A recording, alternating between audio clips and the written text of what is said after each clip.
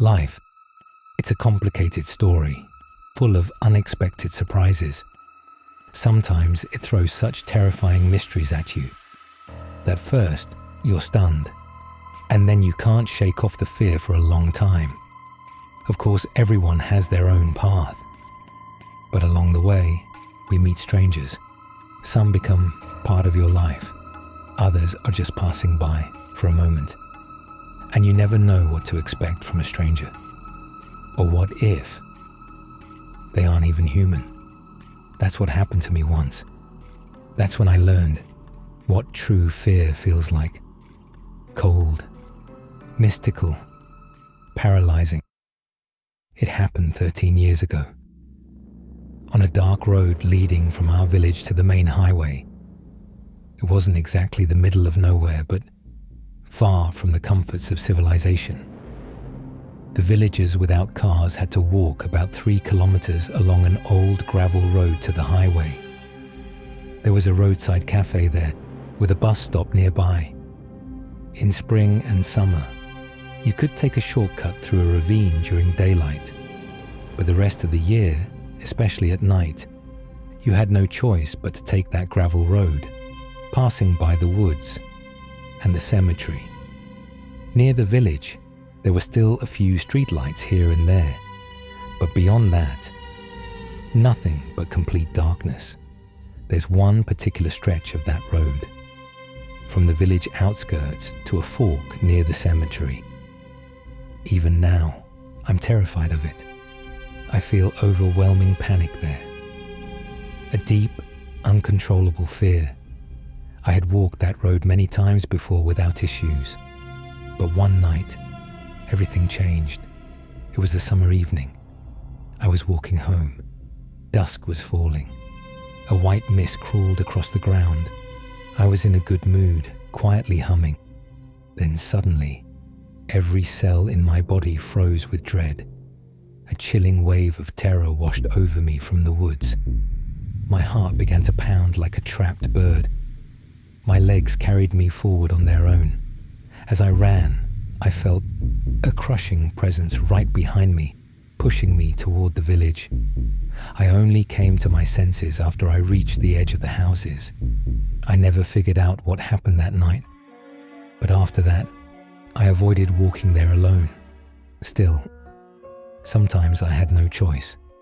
And every time, that suffocating fear returned. The strangest thing, that stretch of road looks ordinary. A dull gravel path, sparse trees on both sides. To the left, through the trees, you can see the village cemetery. Nothing special. During the day, I felt fine there.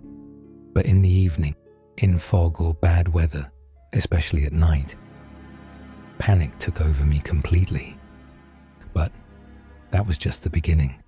Village life isn't romantic. It's harsh. No jobs, no money, and you need work history to retire someday. I was lucky to get a job with shifts. 1 day on, 3 days off. A few others from our village worked there too. A van picked us up early from the highway stop and brought us back after shifts. My schedule matched with a man everyone called the Silent One. A short, quiet, awkward fellow. Barely spoke a word, but I was still grateful for his company. It felt safer walking with someone. Our village had 4 streets.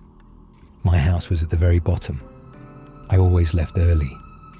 The Silent One wouldn't wait. If you weren't there, he'd leave. That night, it was early November. Cold, rainy, pitch dark. The full moon barely glowed through thick clouds. Visibility, almost zero. I reached the street, ready to wait. And then I saw him ahead, standing under a street lamp.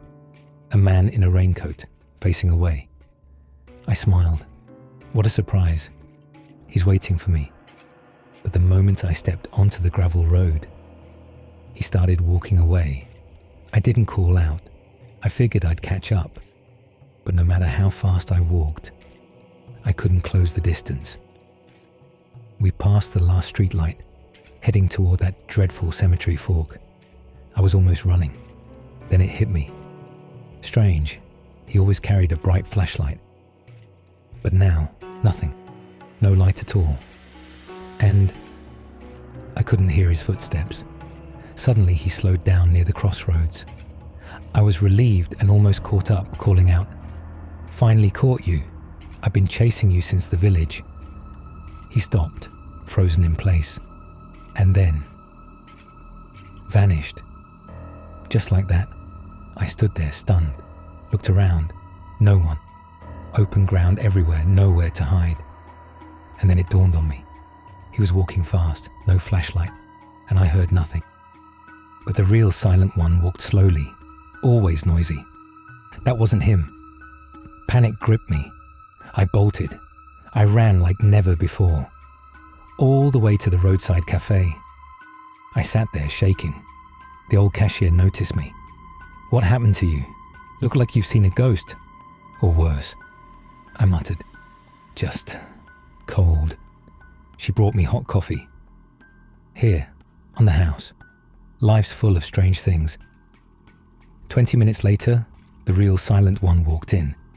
He spoke first, surprisingly. "Why didn't you wait for me? I was walking behind you. Then you suddenly sprinted ahead. Lost sight of you right away." He swore. I'd been walking alone the whole time. That night left a deep scar on my heart. I took time off, switched shifts, started walking with a woman instead. It felt safe again. I never told anyone about what happened, except my family. Why bother? People wouldn't believe me anyway. Now years later, I think, maybe whoever walked with me that night didn't want to scare me at all. Maybe they were simply walking me through the darkest part of my path.